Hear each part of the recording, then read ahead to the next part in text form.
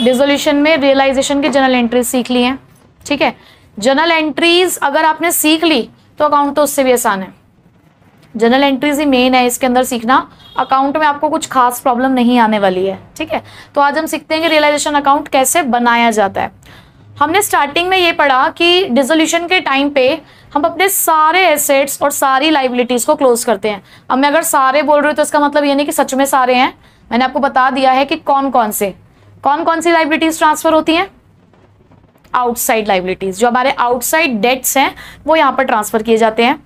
Assets कौन से transfer किए जाते हैं? जो कैश में कन्वर्ट हो सकते हो, इनको हमें रियलाइज करना है और जिनको रियलाइज करके हमारे पास पैसा आने वाला है, ठीक है। और जो ऑलरेडी कैश में कन्वर्टेड है या कैश में कन्वर्ट नहीं हो सकता, उन्हें हम यहाँ पे ट्रांसफर नहीं करेंगे। फॉर एग्जाम्पल कैश और बैंक ट्रांसफर करने की जरूरत नहीं है। अगर आपके पास प्रॉफिट एंड लॉस अकाउंट का डेबिट बैलेंस है वो आपको ट्रांसफर करने की जरूरत नहीं है। कोई एडवर्टाइजमेंट सस्पेंस है वो आपको ट्रांसफर करने की जरूरत नहीं है। क्यों? क्योंकि उनका ट्रीटमेंट चलता है एक्यूमुलेटेड प्रॉफिट और लॉसेस की तरह, जैसे आप बाकी के चैप्टर्स में अब तक पढ़ते आए हो, ठीक है। तो रियलाइजेशन अकाउंट में सबसे पहले डेबिट साइड में आप ट्रांसफर करोगे सारे सन्ड्री एसेट्स, क्योंकि देखो एसेट्स का होता है डेबिट बैलेंस, तो उनको क्लोज करने के लिए आप क्या करोगे? क्रेडिट। तो एंट्री आपने क्या सीखी थी? रियलाइजेशन टू सन्ड्री एसेट्स ना, तो आपके रियलाइजेशन के डेबिट में जाएगा सन्ड्री एसेट्स। मैंने यहाँ सन्ड्री एसेट्स लिखा है, इसके बाद हम नीचे यहाँ पे उनकी डिटेलिंग भी देंगे कि बिल्डिंग इतने की है, फर्नीचर इतने की है, प्लांट एंड मशीनरी इतने का है, ठीक है।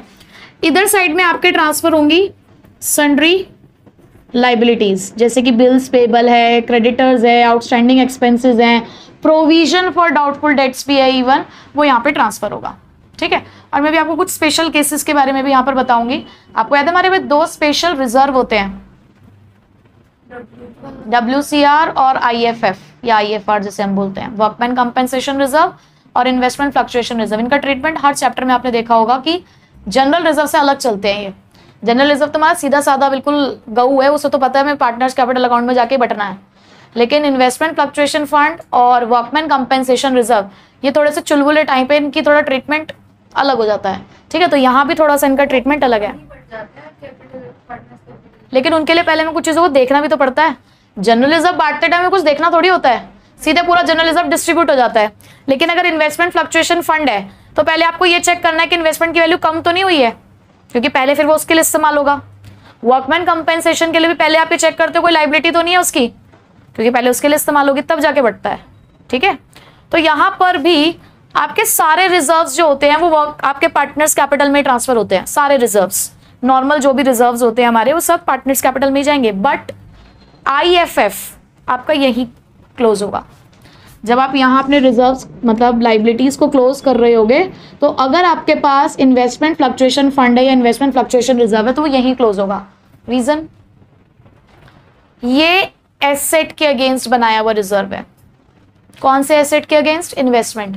और जिस एसेट के अगेंस्ट आपने इस रिजर्व को बनाया वो एसेट भी तो आप यहीं क्लोज कर रहे हो, तो अब उसकी वैल्यू बढ़ रही है या घट रही है वो यहीं आपस में एडजस्ट हो जाएगा। बोलो, पूरा एज इट इज, हमें कुछ सोचना ही नहीं है, सीधी तरीके से पूरा IFF यहीं आपको क्लोज करना है, ठीक। लाइकवाइज प्रोविजन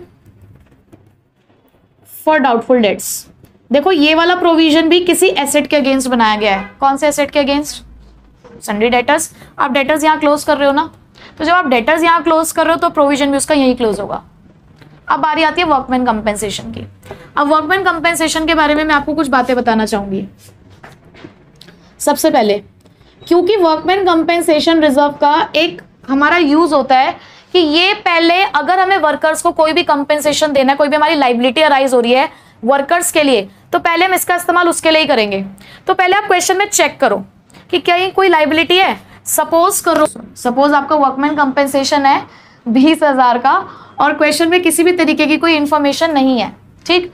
तो आप इस केस में पूरा WCR पार्टनर्स कैपिटल अकाउंट में डिस्ट्रीब्यूट कर देंगे, ठीक है।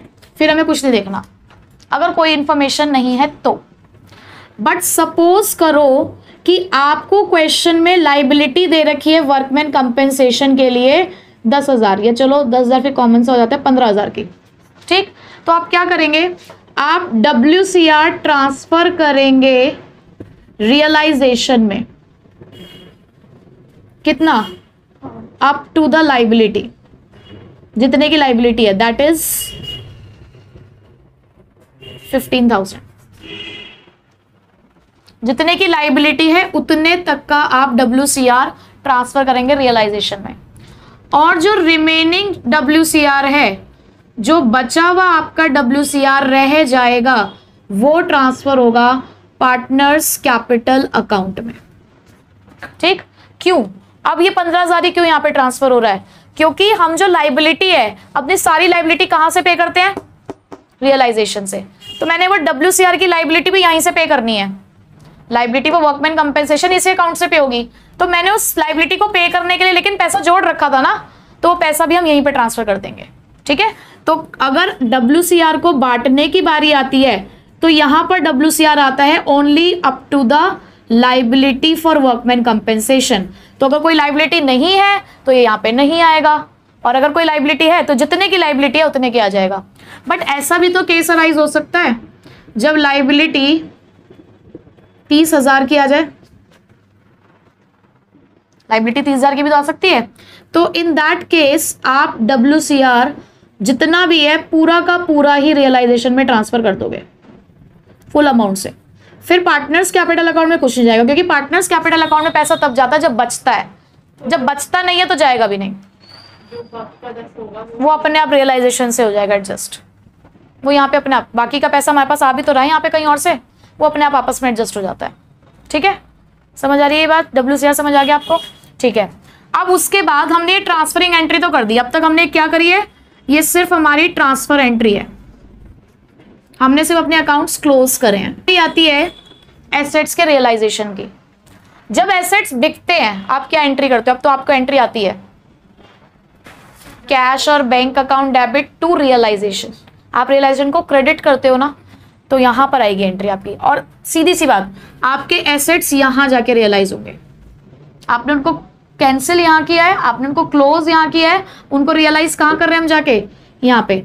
तो अगर आप अपने एसेट्स रियलाइज करते हैं कैश में, तो आप यहां लिखेंगे बाय कैश और बैंक। अगर आप अपने एसेट्स को रियलाइज करते हो कैश और बैंक के थ्रू, तो वो आपका इस साइड आ जाएगा, मतलब बढ़ेगा इस साइड, पैसा आएगा इस साइड, जाएगा इस साइड। ठीक है, उसके बाद अगर आपका कोई पार्टनर लेकर चला गया, तो अगर आपका कोई पार्टनर लेकर चला गया आपका एसेट, तो पैसा तो नहीं आ रहा ना उससे, लेकिन हाँ हमारी एक पार्टनर कैपिटल के नाम की लाइबिलिटी जो है वो कम हो रही है। ठीक है, तो हम यहाँ पे क्या लिख देंगे? बाय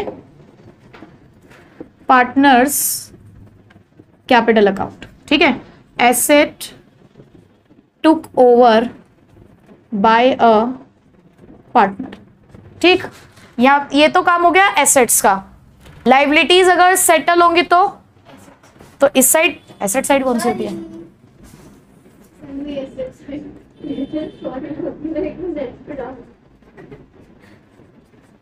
तो जब लाइबिलिटीज को सेटल करेंगे तो आप इस साइड सेटल करेंगे उसको।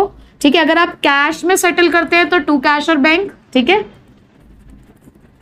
Liabilities paid of. और अगर कोई आपका पार्टनर आपके बिहाफ पे आपकी लाइबिलिटी सेटल कर दे तो पार्टनर्स कैपिटल अकाउंट। बताइए, तो ये गड़बड़ क्या होगी इसमें? कोई बात नहीं, सुन लो। देखो सीधा सा फंडा है, आपने अपने एसेट्स यहां ट्रांसफर करे, उनको रियलाइज आपने यहां पर किया। ठीक है, यहां से उन्हें बुलाया, यहां से उन्हें भेज दिया।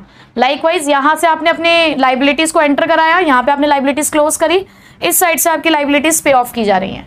चीज अगर कोई आपके एक्सपेंसेस हैं जो आप जैसे रियलाइजेशन एक्सपेंसेस होते हैं, तो टू कैश और बैंक। पार्टनर पे कर रहा होता है तो रियलाइजेशन टू पार्टनर्स कैपिटल होती है, तो भी यही एंट्री होती है। तो मैं इसको अलग से नहीं लिख रही हूँ। ठीक, ये आपका जनरल फॉर्मेट है रियलाइजेशन का, एकाध एंट्री बढ़ती घटती रहती है। ठीक है, ये बेसिकली ये मेन कंसेप्ट है आपका, ये बेसिक है रियलाइजेशन का। ठीक, अब आप मुझे बताइए कि क्रेडिट साइड में अगर हम गेन्स लिख रहे हैं और क्रेडिट साइड मेरी बड़ी आ रही है, तो प्रॉफिट होगा या लॉस? प्रॉफिट। ठीक है, गेन साइड बड़ी आ रही है, गेन मतलब फायदा फायदा फायदा। ठीक है, तो यहां आप लिखेंगे to gain on realisation transfer to capital accounts. ठीक है, और मेरे को ना ये चैप्टर इसलिए भी और भी बहुत ज्यादा खूबसूरत और मजेदार लगता है कि यहाँ ना ये रेशो में उलझाते ही नहीं है हमें। जितने पार्टनर्स हैं 3, ठीक है, उन्हें बढ़ जाएगा, एक ही रेशो है।